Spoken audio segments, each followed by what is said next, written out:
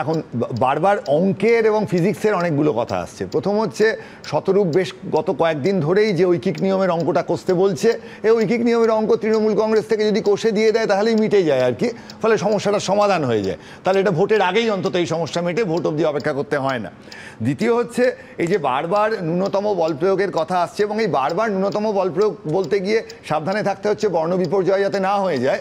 তা যাই হোক, এই যে গোটা আলোচনাটার মধ্যে বারবার বল প্রয়োগের কথা আসছে, তো ভৌত বিজ্ঞানের মাস্টারমশাই আছেন অমিতবাবু আর কি, ফলে নিউটনের সূত্র নিশ্চয়ই ক্লাসে পড়ান আর কি। এবার তৃণমূল কংগ্রেসের আমলে পুলিশের যে ন্যূনতম বলপ্রয়োগ এবং এটা যেভাবে চলছে তাতে না, নিউটন সাহেব অবশ্যই বেঁচে নেই, তার আত্মাকে ডেকে এনে কোনো লাভও নেই এখন। কিন্তু যেটা হতে পারে, কিন্তু দাদা মাধ্যমিকের সিলেবাসে যখন শান্তিতে আবার পড়াতে যাবেন দেখবেন নিউটনের সূত্র বাদ চলে গেছে।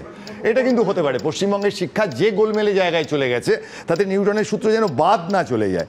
এবার দ্বিতীয় মূল যে বক্তব্য, আরেকটা বড় প্রশ্ন আসছে যে বাঙালি সংস্কৃতি, বাঙালি বুদ্ধিজীবীর যে জায়গাটা ছিল সেই জায়গায় সিঙ্গুর নন্দীগ্রামের সময় যে আন্দোলন হয়েছিল, এই আন্দোলনকে তো অস্বীকার করে কোনো লাভ নেই। এবং যে মানুষগুলো এসেছিলেন যারা সেই সময়কার বামফ্রন্ট সরকারের বিরুদ্ধে কথা বলেছিলেন, সেই জায়গায় বারবার যে প্রশ্নটা উঠছে যে আজকের দিনে তাদের কাউকে দেখা যাচ্ছে না কেন।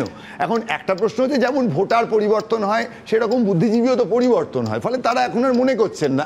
সেই জায়গায় নতুন বুদ্ধিজীবীরা তারা যদি যেভাবে অ্যাক্ট করছেন আর কি, যেমন বামপন্থীদের মধ্যে বুদ্ধিজীবী যদি আমরা বলি বাদশা মৈত্র আছেন, দেবদূত ঘোষ আছেন, চন্দন সেন আছেন, তারা বলার চেষ্টা করছেন, কোনো কারণে হয়তো ইম্প্যাক্ট পড়ছে না। রুদ্রনীল ঘোষ আছেন, যিনি সিপিএম থেকে তৃণমূল হয়ে বোধহয় বিজেপিতে গেছেন, তার কথায় ইম্প্যাক্ট পড়ছে না। অর্থাৎ সেই সময় অপর্ণা সেন, কৌশিক সেন, ব্রাত্য বসুদের যে ইম্প্যাক্টটা পড়ছিল, সেই ধরনের, ধরা যাক আমার খুব পছন্দ অনির্বাণ বাবু বা ঋত্বিক বাবু, তারা বলছেন, তারা মাঝে মাঝে ফেসবুকে দু একটা কথা লিখছেন যে লেখাগুলো হয়তো মানুষের কাছে পরিষ্কারভাবে পৌঁছচ্ছে না।